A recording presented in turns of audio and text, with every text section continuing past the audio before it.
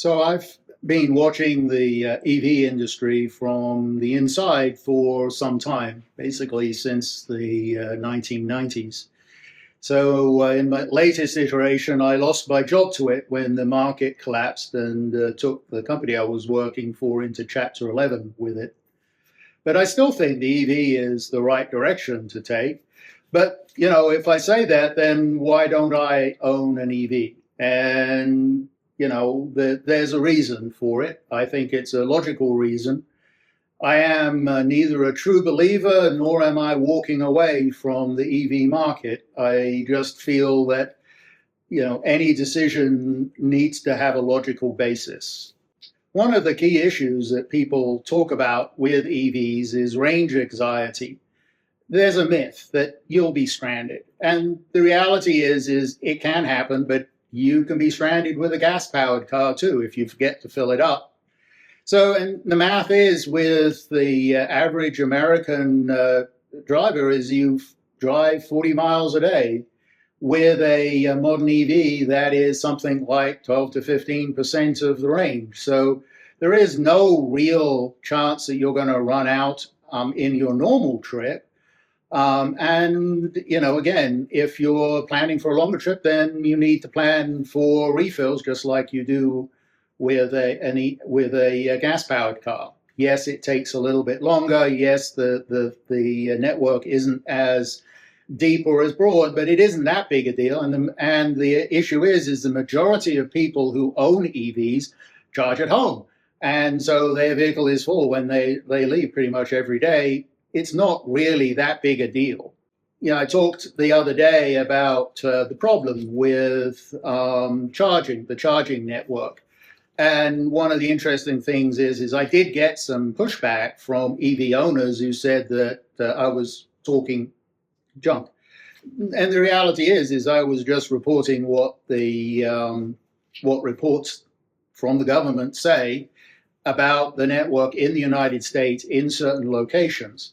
But the reality is those people who talked all basically indicated that they were people who charged at home and drove to work and back again, and it worked fine for them. And that wasn't the point. The point is the network really needs to be made deep for those who can't charge at home and need to charge externally, and other use cases. It is very much use case dependent. So not everybody is a 40 mile a day suburban driver. So my use case is yes, I do have driven less than 40 miles most of my life when I commuted. But the thing is that's not the only use case for a vehicle. My primary vehicle needs to be able to go and to my family who live hundreds of miles away from here, spread from Houston to Chicago, Indianapolis, Omaha. I need to be able to go to those places. And yes, an EV can get me there on the highway network, but with additional friction. And again, I'm not that interested in a lot of additional friction in my life. The other is that I need that vehicle to be a tourer. I want to do a lot of touring in the Great West of the United States. I've been out there multiple times. You get away from the highways and the charging network basically doesn't exist. And so trying to travel broadly in the Outback of the United States is really not an option if you have an EV. So why don't I have a second vehicle? Well, my second vehicle needs to be a truck. It needs to be a work truck of some kind.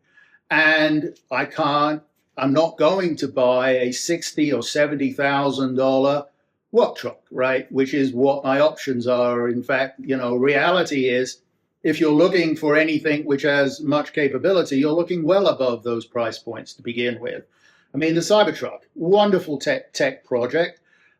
If I was in the business of getting something that had that capability and it could be my primary, I might well do that, but it's not suitable for my primary vehicle for the reason. So it's all about use case, right? And when the Slate and other vehicles come online, I'm going to be out there looking very interestedly at them. I don't need a huge truck. I need a good, reasonable truck that can haul stuff that is open and I can throw stuff in the back or whatnot. I need a kind of light work truck that is also a secondary transportation vehicle for the family. And that product didn't exist for a long, long time. Now it's coming online. Now they're filling that hole in the market, and that's the vehicle that I will probably buy first, is a vehicle like. So this is where I may lose a lot of people.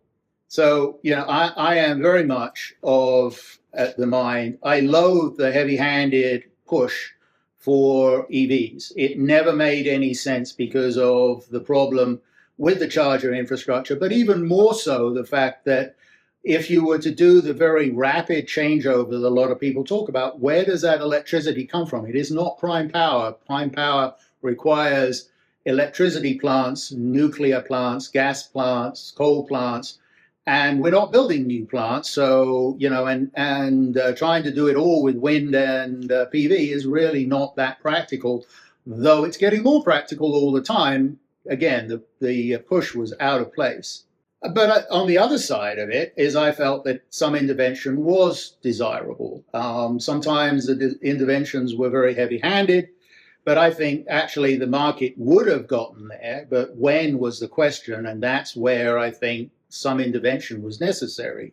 So one of the big things is while we've been talking about all this, and while industry in the West in general, not only in the US, but in Europe, have basically been futzing around, the Chinese basically dug in and they got the technology and they are building the vehicles that needed to be built in the West, a $25,000, $20,000 relatively short range, but comfortable, capable product that somebody would buy. They built that and we handed them that market. Of course, industry didn't help, right? So Tesla had gone into the market and they had proven that a high value electric vehicle would work. And everybody else chased them, right? Everybody went in going for basically a premium vehicle, looking for long range, lots of comfort, all the mod cons. Everybody went after that market. And essentially, that market reached a point and then crashed. And again, all of the focus of the kind of the whole Gestalt, electric vehicle Gestalt, had been focused on those types of vehicles. And the reality was it was only so big a market. After that, it collapsed.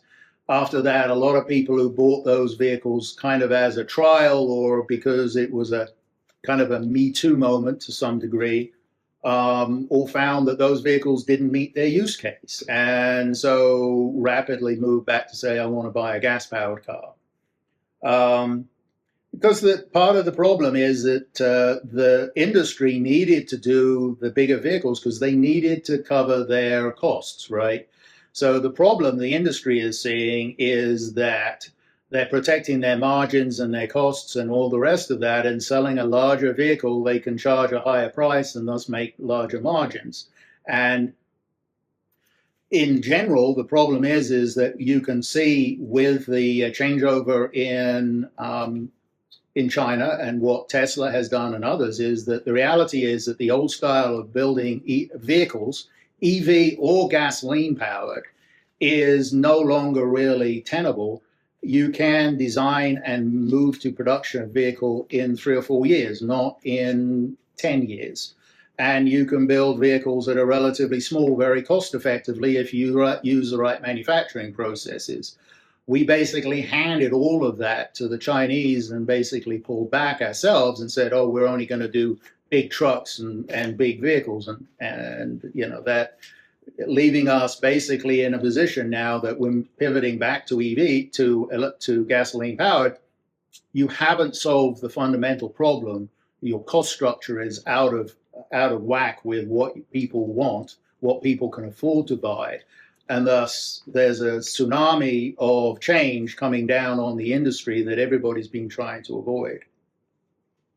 And then, of course, the political environment changed radically it was always going to change. What can't go on won't go on, and it was going to change. It changed more radically, more quickly than people ever thought possible, but it was going to happen. But now there's a lot of people walking away from EVs or driving away from EVs rapidly back to gasoline power. And the reality is you haven't solved the fundamental problem, which is your cost structure. And and you're driving away at just the time when battery technology and all the other technologies are beginning to come to a point where you can build these affordable cars if you have an affordable cost structure. So what we're doing right now, what's happening isn't rational, it's just whiplash. So range was always a use case problem. It's not a universal one, and it's becoming a non-problem, more and more a non-problem for drivers. The product gaps are closing and the infrastructure gaps are closing and are good enough in most cases. But, basically at this moment, the market basically says, oh, the government's not pushing us anymore. The government's not handing out free cash. Oh, we need to go back to gasoline powered cars.